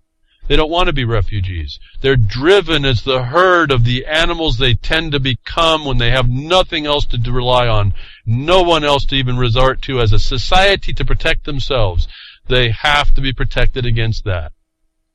Is what is being attacked to see what's going on. And I don't see that much different than the United States when we see the destruction of the middle class. You see the Detroitification of America. The nuclear bomb looks like it went off in the place. Someone compared it to Hiroshima or worse. I mean, please, folks, don't we see the destruction happening here too? Then the influx of other immigrants to really stir the pot, this melting pot. It was from the beginning, the melting pot of the United States was the destruction of itself if it didn't keep its principles. That we get this communication coming out. It's just lunacy. And I really can't see how this Bashar al-Assad is that evil a guy compared to what these other people are. Dick Cheney attacks Trump for ban Muslims comment. Former fine, but Dick Cheney was fine with illegally bombing Muslims, not banning them. This insanity that sits in the United States. While Syria is trying to keep itself together, making negotiating with its people because of friction that was developed, and it went to arms. The thing we don't want to happen. The very thing that the government is trying to take away from us in case we need to have it happen as a counterpoint, folks. This is the other thing, realize. Dick Cheney comes up and attacks Trump for him wanting to ban Muslims when Dick Cheney would rather go bomb those people. Has to tell you the height of insanity of the politics and the government in the United States. Something else we have to protect against. This is the division that drives. It's a false division. They're both warmongers. The constraint of the Muslims, so-called, may have been an error of speech, but in fact there are provisions for immigration control. And I'm not supporting Trump. I think they're all he had a game show or something on the TV. That's all we're looking at, right? In fact, he suspended that TV program to do his entertainment on the stage, didn't he? But to maintain a control of the people coming into your borders is paramount to be done. There's lots of good reasons why you do that. But to focus on a religious belief, that was just completely the wrong statement. That shows you, I think that was a telegraphing of the truth of him. That's not some reason you do that for. Because then who's next, folks? When are you the next Muslim? Especially when they go to states abroad needing passports. Who's the next Muslim on the no-fly list? Talk about real ID going national and having trouble. You wait till they get that no-fly list, which doesn't have any constraint and just goes across the country like a house of fire. They're looking for ways to take you out. And you can't, and if you're crickets, you have a much smaller place to be the cricket, and at some point, you will be having a boot on your neck and crushed.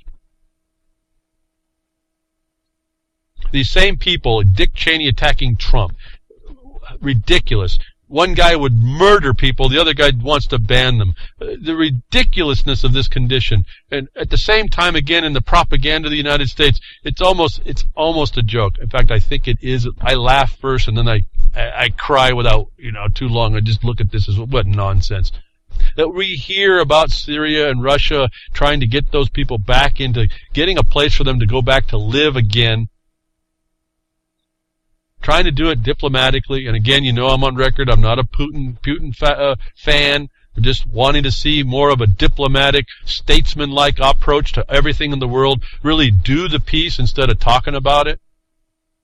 Don't be peace under the defense when you're actually the War Department. Don't say defense when you mean war. That kind of the doublespeak. Let's stop that. We heard the story right after when also Russia strikes killed Syrian soldiers. The Pentagon says there's a big deal about who attacked the Syrian soldiers. I find it fascinating. There hasn't been much evidence, but the Pentagon comes right out and says that the Russia strikes killed the Syrian soldiers in a country that will also as insanely say that they can propagandize to everyone. I just read the act. You can go find it. You get the link. The truth is gone from these people. The Pentagon cannot be trusted, even if Russia did it. They're not ashamed at being wrong. One error after the next, just for the propaganda of saying Russia's the bad guy. I think that in some regard they're all the bad guy. But for the Pentagon to come and blame that strike on the Syrian soldiers, maybe there was a mistake. We don't know. But that the Pentagon came out and said that is just one bad joke after the next. One lie on top of the next. And people suck it up. They either suck it up and agree with it, or they suck it up and don't respond to it. People going on the stage of the television and talking nonsense. Actually, I was watching a video, people getting upset that the so-called unqualified one didn't speak to them, didn't tell them it was okay. How immature is that? That we're waiting for someone to stand in front of a teleprompter and say, you're okay. I've got everything under control. And the proof is he had nothing in control. I'm still looking to why people can't see the strings attached to his mouth and his arms and is standing there. And yet people that are supposed to be grown up say that they felt angry because he didn't make them feel secure. That's our problem. These are lunatics, psychopaths in offices that we are wanting to see protect, coddle us. People that would lie on anybody if it advanced their agenda. Speaking of which, the Pope kicks off a special Jubilee Year of Mercy. Well, he talks about economy all the time. What happened to the Jubilee for debt? What I found interesting in this story, another guy is on the stage. I told you they'd come and enter on the stage. It's prevalent right now. It's the war against us. This Pope Francis goes to the holy door of the St. Peter's Basilica to kick off the extraordinary Jubilee year while urging his church to reach out to the modern world. The modern world. This is the modern world he's reaching out, folks. The modernized world is the UN world. What I found fascinating about this, remember we talk about language and we talk about context and jurisdictions, that it says right in here, of all the notices that you can get from all these things, that he has a special phrase that they do this ritual to open these doors, and last time it was done 15 or so years ago, in 2000. Many having streams of tears across their, down their face over this. It's very emotional, very important. And do you know what he does this time, which I found fascinating? Is he doesn't speak the Latin language. He actually speaks Italian this time when he opens this door.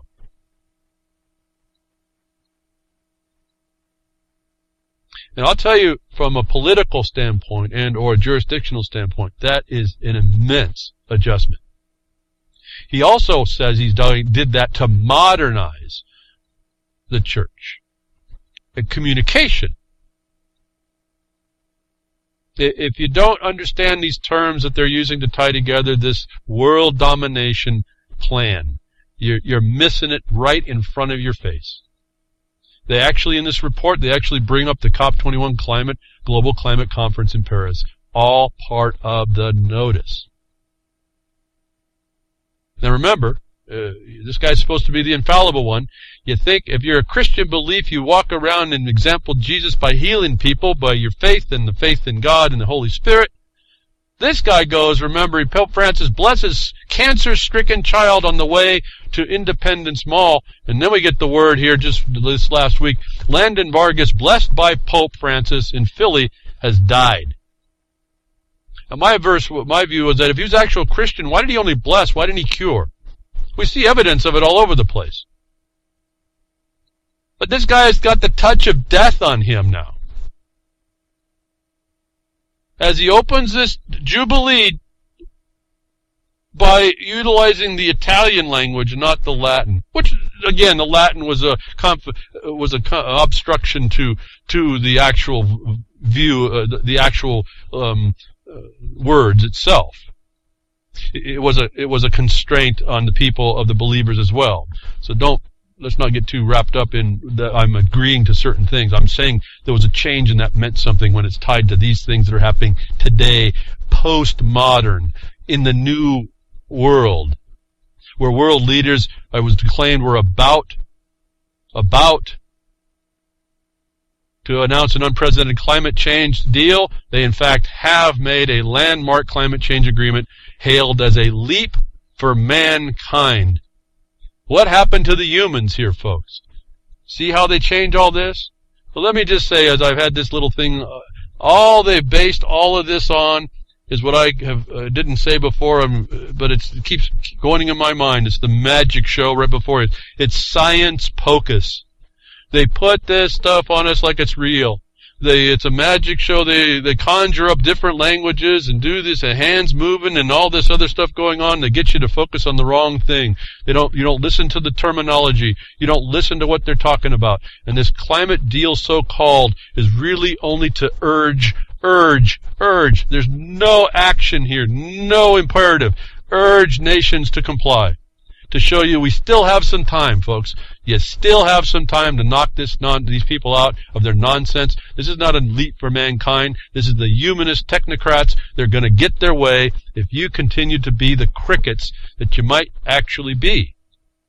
Thank you for tuning in today.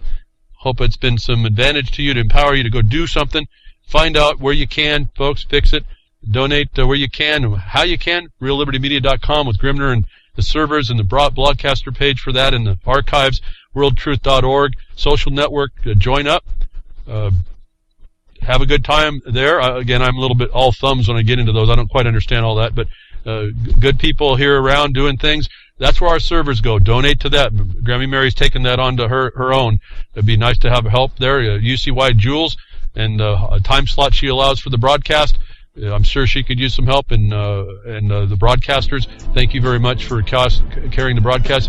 MarkOnTheBeach.yahoo.com is where you can get in touch with me and tell other broadcast networks of this broadcast and have them start playing it.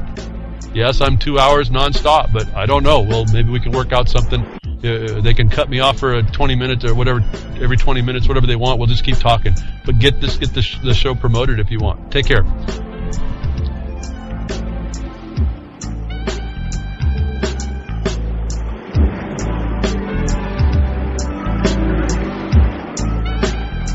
Well, that's another lesson. I hope with today's information you can take it to those that misbehave.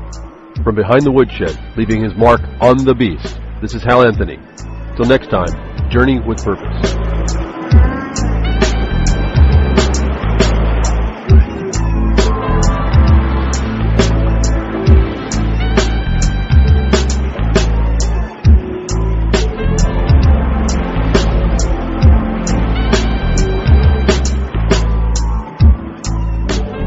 That's what opening up a can of whoop-ass feels like. Son, Just open a whole case of whoop-ass.